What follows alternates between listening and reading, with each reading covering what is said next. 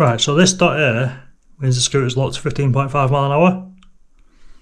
If you hold in the left brake and press the power 4 times, let go, the dot disappears at do about 27 mile an hour now.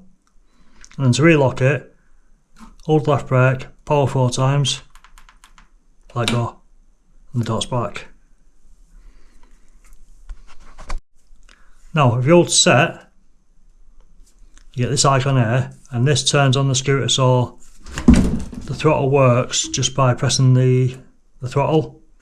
You usually have to push start, and if you hold set again, the icon disappears and now the throttle will only start when you push start it.